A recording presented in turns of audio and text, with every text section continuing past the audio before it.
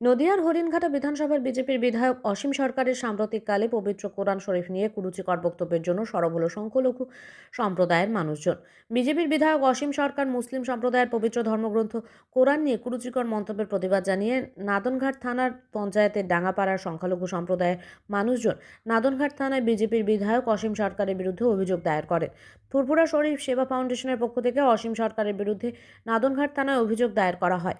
তাদের দাবি, অসীম সরকারের এই কুরুচিকর মন্তব্যের জেরে সাম্প্রদায়িক সম্প্রীতি নষ্ট হতে পারে, এলাকায় অশান্তিকর পরিস্থিতি তৈরি হতে পারে, যাতে প্রশাসনের তরফ থেকে আইন অনুযায়ী বিজেপির বিধায়ক অসীম সরকারের বিরুদ্ধে পদক্ষেপ নেওয়া হয় তার দাবি জানান তারা। অবিলম্বে এই মন্তব্য করার জন্য অসীম সরকারকে ক্ষমা চাইতে হবে এবং এই ধরনের মন্তব্য করা বন্ধ করতে হবে বলেও জানান তারা আরও বলেন, বিভিন্ন থানায় অসীম সরকারের বিরুদ্ধে অভিযোগ দায়ের করা হবে। তারা আরও বলেন, থানা থেকে পুরো ঘটনা খতিয়ে দেখার আশ্বাস দিয়েছেন।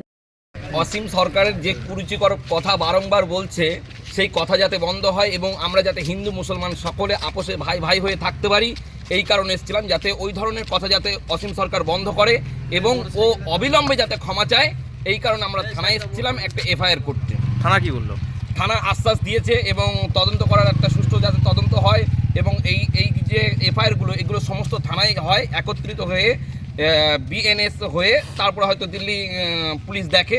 আমাদের আশ্বাস দিয়েছে, ওইভাবে অসুবিধা নেই। আমাদের রিসিপ্ট কপিও দিয়েছে, আমরা আশ্বাস পেয়েছি। এই কারণে আমরা গোটা গ্রাম মিলে এসেছিলাম। আমরা ডাঙ্গাপাড়া গ্রাম থেকে এসেছিলাম, আমরা কেস ফাইল করেছি, আমরা এবার বাড়ি যাচ্ছি।